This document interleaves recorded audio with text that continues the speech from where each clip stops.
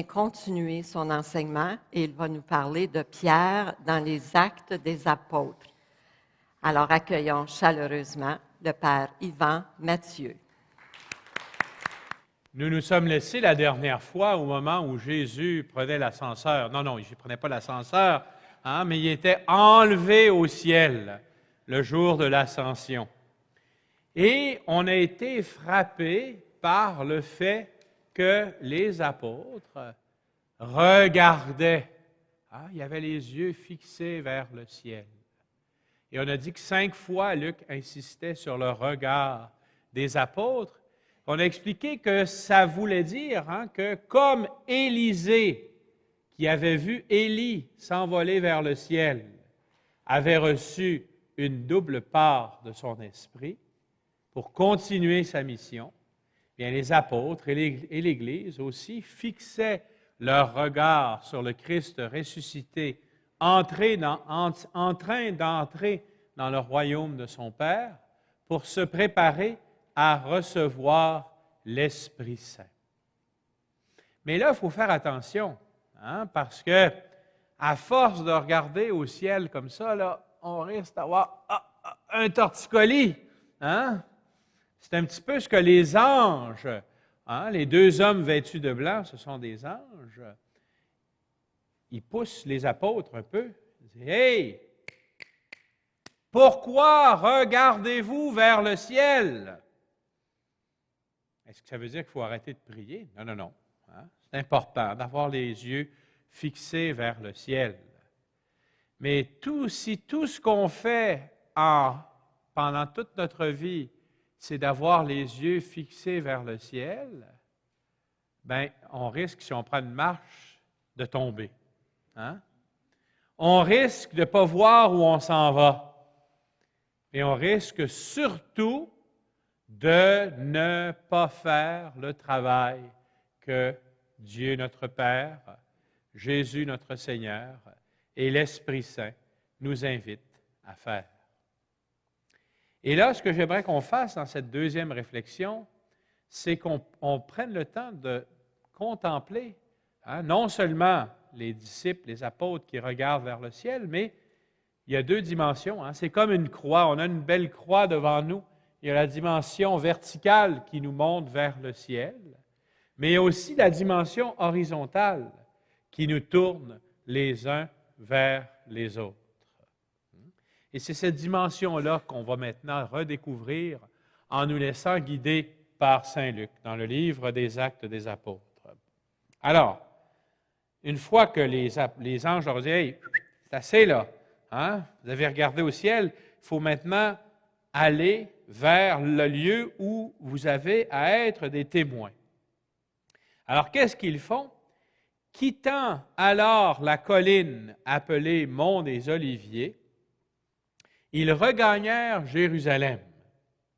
Cette colline n'en est distante que d'un chemin de sabbat.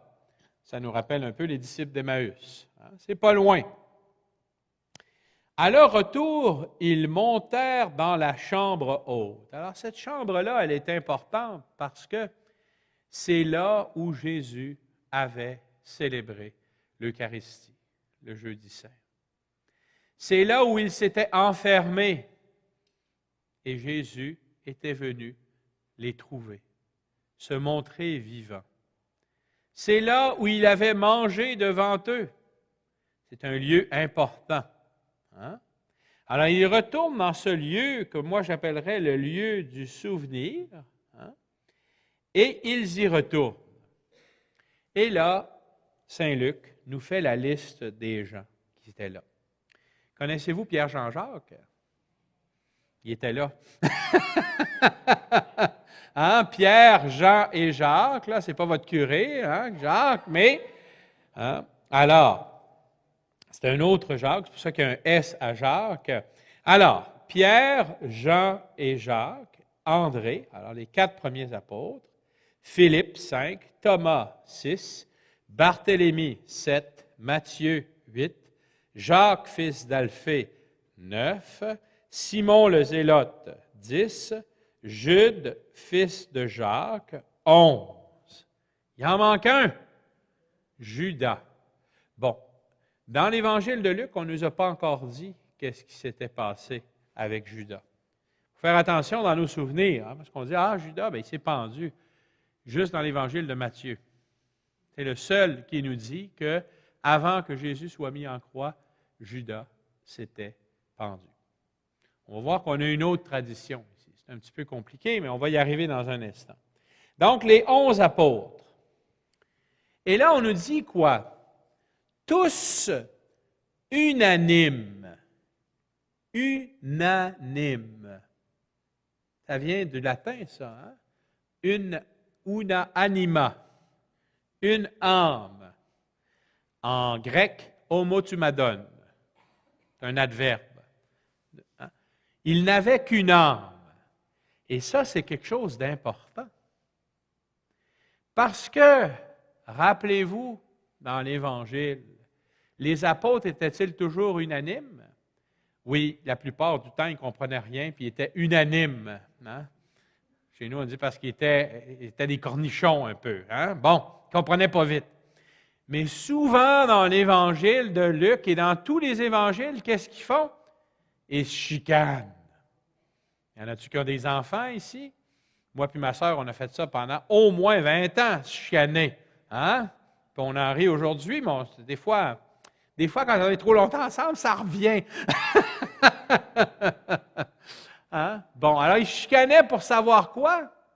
Qui était le plus grand? C'était bien important. Hein? Bien important pour savoir qui allait être le premier ministre. Hein? Et là, quand ils commencent, hein, la première façon dont ils témoignent, c'est en créant entre eux l'unanimité. Devenir une âme. Et comment ils font ça? Bien, ils sont unanimes dans la prière. Ils étaient tous unanimes, étaient assidus à la prière. Avec quelques femmes, dont Marie, la mère de Jésus, et avec les frères de Jésus. Actes, chapitre 1, verset 14. C'est une phrase très importante parce que c'est la seule fois où on voit Marie présente dans l'Église naissante. Hein? Très important. Mais là, vous allez me dire, hein, comme à la dernière rencontre, je vais corriger un peu la traduction des Actes des Apôtres. Hein? Au lieu de dire, je vais relire, tous unanimes étaient assidus à la prière avec quelques femmes et Marie, la mère de Jésus, et les frères de Jésus. Alors, j'aimerais que maintenant que vous fassiez un exercice d'imagination. On est dans une chambre haute. Ce n'est pas tellement grand, une chambre haute. Hein? C'est une grande salle, mais ce n'est pas si grand que ça. Et on a deux groupes, deux gangs. À ma droite, pesant 150 livres. Ah non, ça c'est un combat de main, excusez. À ma droite, qui est-ce que j'ai? Les 11 apôtres et les femmes qui avaient suivi Jésus pendant son ministère. Luc, chapitre 8, si vous voulez aller vérifier. Hein? Alors, à ma droite, on a la famille spirituelle de Jésus. Ceux qui avaient cru en lui, ceux qui avaient marché avec lui sur les routes de Galilée, ceux qui l'avaient suivi jusqu'à Jérusalem. À ma gauche, les frères de Jésus. Et là, nous autres, les catholiques, on se gratte la tête quand on entend les frères de Jésus. Je ne ferai pas un cours sur les frères de Jésus. En fait, c'était sa famille naturelle. Il faut se rappeler qu'à cette époque-là, des frères, ça pouvait être des cousins. Je n'entrerai pas là-dedans, mais l'important, moi, ce que j'aimerais que vous reteniez ce soir-là, la famille spirituelle, la famille naturelle. Bon. Puis quand on écoute les évangiles comme il faut, surtout l'évangile de Marc, mais dans l'évangile de Matthieu, dans l'évangile de Marc, dans l'évangile de Luc, unanimement, ils nous disent que la famille de Jésus, sa famille naturelle, là, c'était pas fort. Hein? C'est pas qu'il était pas fort, mais qu'il y avait bien de la misère avec ce que Jésus faisait. Hein? Dans l'évangile de Marc, c'est encore plus frappant parce qu'à un moment donné, là, sa famille naturelle a entendu ce qu'il faisait, puis ils viennent pour l'arrêter parce qu'ils disent, il est hors de lui. Il est fou! Il faut l'arrêter! Ça n'a pas marché. Là, il y a eu un petit épisode là, où ça a été les grands prêtres qui disent, c'est par Béelzéboul, le prince des démons, qu'il chasse les démons. Puis là, la famille revient. Ils n'ont pas été capables tout seuls. Ils amènent maman. Hein? Marie, avec eux autres, est avec là. Ils se tiennent dehors, puis ils l'appellent. Il est temps. Et là, Jésus dit une parole qui est très difficile pour nous. Hein? Parce que qui n'aime pas Marie ici?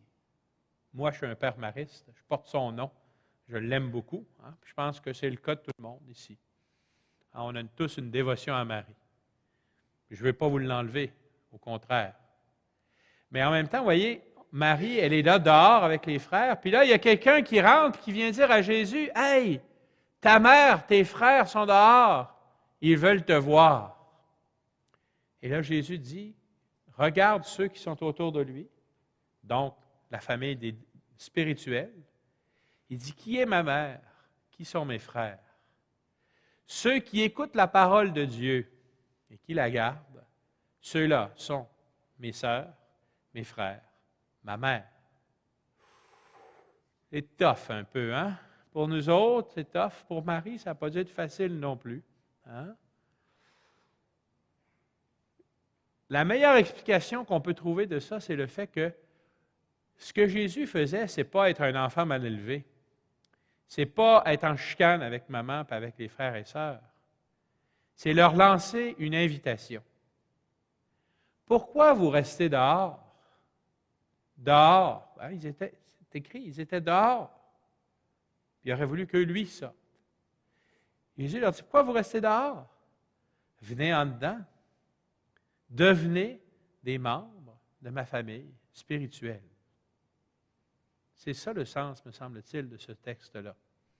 Vous avez le droit de ne pas être d'accord avec moi, c'est l'interprétation que je vous propose. Alors, le texte ne nous dit pas si Marie, qu'est-ce qu'elle a fait ce jour-là.